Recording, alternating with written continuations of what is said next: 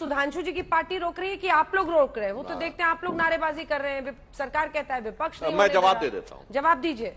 वो कह रहे हैं कि नहीं करेंगे, क्यों नहीं करेंगे? हाँ देखिए, मैं फिर उदाहरण दिए दे रहा हूं। अभी देखिए, दूध का दूध, पानी का पानी और पैकेट दूध और पैकेट दही का भी पूरी तरीके से पानी हो गया सुधांशु जी। पिछला सत्र, हाँ बिल्कुल, अरे नहीं बता रहा हूं, अभी नीर क्षीर विवेक करने की क्षमता भगवान ने दे रखी है हमको। देखिए क्या है कि पिछला सत्र वित्तीय फाइनेंस बिल के ऊपर था, ठीक, बजट सत्र था। हाँ। अब बताइए, बजट सत्र में इन लोगों ने इसलिए इंस्टॉल किया संसद को, कहा कि अर्थव्यवस्था पे चर्चा होनी चाहिए, महंगाई पे चर्चा होनी चाहिए। अरे भाई, हमारे सामने सभापति महोदय ने, उपराष्ट्रपति ने एक नहीं कई बार कहा, भाई बजट सत्र है, बजट पर ही तो चर्चा हो रही है, आपको जो बोलना हो अर्थव्यवस्था पे बोलिएगा, आपको जो अलॉटेड टाइम है आप उसमें पूरा महंगाई पर ही बोल दीजिएगा, क्योंकि बजट पर महंगाई पे बोलना अलाउड है ना। बजट पे चर्चा रोककर अर्थव्यवस्था पे चर्चा करो, ऐसा विचित्र और हास्यास्पद तर्क देते हैं तो देश की जनता के सामने स्पष्ट हो जाता है। दूसरा, अभी रंजीत जी ने यह कहा कि देश में फैली महंगाई पे चर्चा, थोड़ा संशोधन कर दूं, देश नहीं दुनिया में फैली महंगाई है, हम सबके ऊपर चर्चा करने को तैयार हैं। तीसरा, इन्होंने एक बात कही, इनकी बात को मैं स्वीकार, इन्होंने, इनके लिए साधुवाद देता हूं कि इन्होंने एक्सेप्ट किया कि हाँ भाई सब्सिडी का विषय अब समाप्त हो चुका है। अब तीसरा, पैकेज्ड, देखिए पैकेज्ड दही और दूध के ऊपर पहला वाक्य और अंतिम वाक्य में कैसी स्थितियों में परिवर्तन आ गया। पहले में इन्होंने कहा, क्या गरीब और गांव के लोगों को अधिकार नहीं है कि वो पैकेज स्वच्छ वाला दही खाएं, और बल्कि बजाय उसके कि जिसपे मक्खी भिन भिना रही हो वही जीएसटी से मुक्त है। कितना महत्वपूर्ण वक्तव्य दिया है कांग्रेस ने, यानी सारे हमारे ग्वाल वाले जो कि दूध और दही ओपे बेचते हैं और गौ माता का दूध और दही पूरे ग्रामीण क्षेत्रों में सहजता से उपलब्ध होता है, वो तो हो गया मक्खी वाला। और पैकेज वाला जानते हैं कौन है? वैसे तो किसी कंपनी का नाम नहीं लेना चाहिए, सबसे बड़ी पैकेज दूध और दही की कंपनी कौन है? नेस्ले।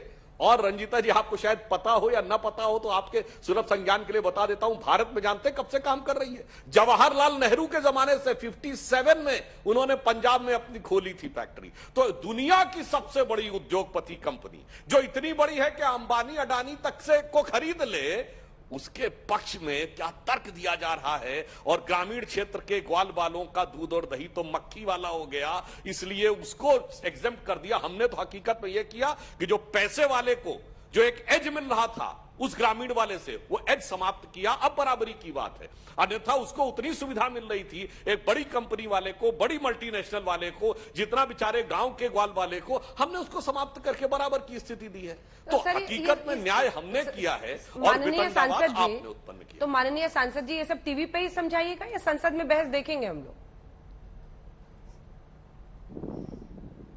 हम इसीलिए तो कह रहे हैं संसद में तो ये सब फैक्ट आ जाएगा, और संसद में रिटर्न में होता है। एक और समस्या होती है, संसद में कोई व्यक्ति रिटर्न स्टेटमेंट दे सकता है, उससे आप बाएं दाएं नहीं हो सकते। विशेषाधिकार हनन का प्रस्ताव आ सकता है झूठ बोलने पे, यहाँ पे मीडिया में कुछ भी बोल दीजिए। सुधांशु जी, रंजीत मैं बोलूं? सुधांशु जी, आप नेस्ले से नीचे नहीं उतर रहे हैं, सुधा भी है, वेरका भी है। मैंने बोला लोकल लोकल लोकल कॉर्पोरेट, जो कॉर्पोरेटिव संस्था होती है वो सुधा से भी नीचे लोकल नाम देके एक दो लोकल नाम तो बता दीजिए। आप नेस्ले से नीचे नहीं उतर रहे। हम बोले बिना ब्रांड के लोकल मूढ़ी जो बेचता है ना, गरीब आदमी, मजदूर आदमी, आप उस पे 5% जीएसटी लगा रहे हैं। हम उसकी बात कर रहे हैं, नेस्ले की बात नहीं कर रहे हैं। फिर आप उस मुद्दे को डाइवर्ट कर रहे हैं। आप नेस्ले के अलावा 2-4 कंपनियां तो बताइए। आप तो सुधा को भी भूल गए, जो बिहार में सुधा का नहीं बिकता है, उसके नीचे भी 2-4 लोकल कंपनियां हैं जो बेचारे दही बना के 2 पंचायत 3 पंचायत में बेच के वो अपना थोड़ा 2 रुपए बनाती है। आपने एमएसएमई जो लघु उद्योग थे 60 लाख तो ऑलरेडी बंद कर दिए, और कितने ये 5% लगा के जो लेबर क्लास के लोग, जो पंचायत का मुखिया क्लास का लोग, उसका बेटा अगर 20 लोग मिलकर बिजनेस कर रहे हैं, आप तो उनके बिजनेस को ठप कर रहे हो। आप तो उनको बंद करा रहे हो ताकि नेस्ले का ज्यादा बिके, ताकि लोकल पैकेजिंग बिके नहीं। आप आके एक बार पार्लियामेंट में आइए सुधांशु जी, और वहां पे ये बहस कीजिए। और एक पॉइंट आप बोल रहे थे, अभी आप इधर उधर की बात कर रहे हैं। आप ही के प्रधानमंत्री कह रहे थे ना कि रुपया गिर रहा है, देश की आबरू गिर रही है, अरे भाई साहब, डॉलर के मुकाबले 80 रुपए गिर गया, अभी आबरू आप बचाएंगे कि नहीं? इसका जवाब सदन में क्यों नहीं दे रहे हैं?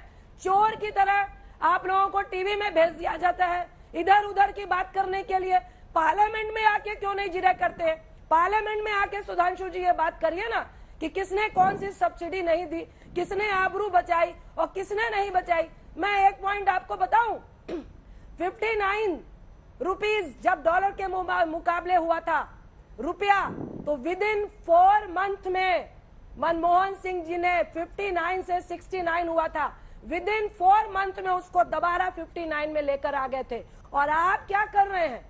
43, 53, 60, 70, 80, ये देश की आबरू को आप बेच रहे हैं। और इस आबरू को बचाएगा कौन? ये शब्द का प्रयोग आपने कहा। मैं एक ही बात बोलूंगी, आपको बेरोजगारी पे, महंगाई पे, अग्निपथ पे जिस तरह देश नफरत में जा रहा है, उस पे सदन में चर्चा नहीं करना, क्या ये अनपार्लियामेंट्री नहीं है?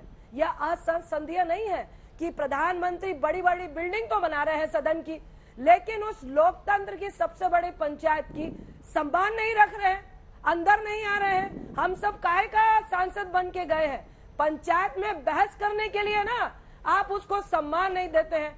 आप सदन को हटा दीजिए, आप फरमान जारी कीजिए कि कोई भी आज के बाद विपक्ष का जो एमपी है, सांसद है, लोकसभा हो राज्यसभा हो, आने की जरूरत नहीं है। अगर आ भी रहे हैं तो मुंह में टेप लगा लीजिए। ये असंसदीय है, क्योंकि आप विपक्ष का रोल जो है, आपको आपके करतूतों के लिए आगाह करना, आपकी अगर गलत स्कीमें हैं उसके लिए आपको आगाह करना, आप जो विपक्ष का मुंह बंद करा रहे हैं, ये सबसे बड़ा असंसदीय काम है। और ये घोर जो हमारे देश की सबसे बड़ी पंचायत का सम्मान नहीं रखना है, अपमान करना है। आप बिल्डिंगें बनाइए, आप उद्घाटन कीजिए, लेकिन आप सदन का सम्मान नहीं रख पा रहे।